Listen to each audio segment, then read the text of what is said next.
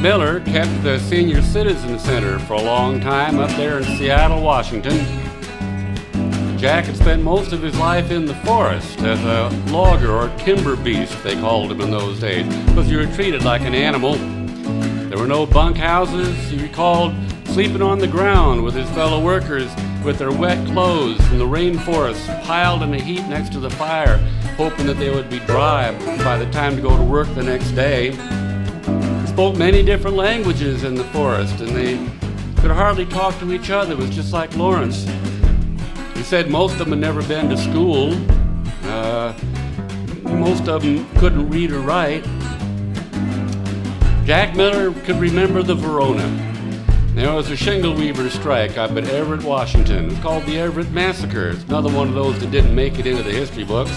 The Wobblies, they chartered a steam launch called the Verona, and they had it sailed up there to Everett, bringing strike relief, and as the boat sailed into the pier, Sheriff McRae had ringed the whole pier with armed deputies. He just deputized every drunk in every bar in town and put a rifle in their hand. Well, they surrounded the boat, and when they lowered the gangplank, Sheriff McRae walked to the end of it and said, "Who are your leaders here?" And they shouted back with one voice, "We are all leaders here." Well, that scared the tar out of the law, you know, and they began shooting. Those deputies began shooting. A lot of those Wobblies were killed. Some of the deputies were killed in the crossfire, though. So when the Wobblies, those that survived, made it back to Seattle, they were arrested, and they were thrown in the Snohomish County Jail on a charge of murder. A whole bunch of them. Well, that jail was an all-steel jail. It was the newest affair, all made out of steel. It had just barely opened, so the heat wasn't on, and there was no blankets, and you couldn't get any smokes. So those Wobblies, they passed a note from one cell block to the other. And then by common consent, the next day, they were all gathered in the middle of each cell block. And when the noon whistle blew, they began to jump up and down simultaneously. Up and down, singing all the time. And finally they hit the resonating frequency of that jail and cracked the south wall. They broke the jail. And Jack Miller said, thus proving everlastingly what a union is, a way to get things done together that you can't get done alone.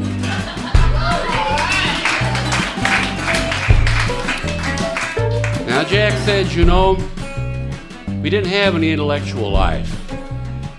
We lived in our emotions. We were passionate people, and we were comfortable in our emotions. We made commitments to struggle emotionally, commitments for which there are no words. But those commitments carried us through 50, 60 years of struggle. He said, you show me people who make the same commitments intellectually, and I don't know where they'll be next week. Kind of stern, isn't it?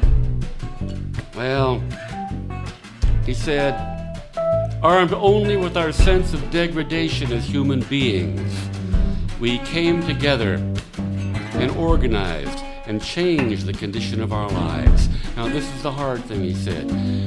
Why can't you young people, with all you've got, do the same thing?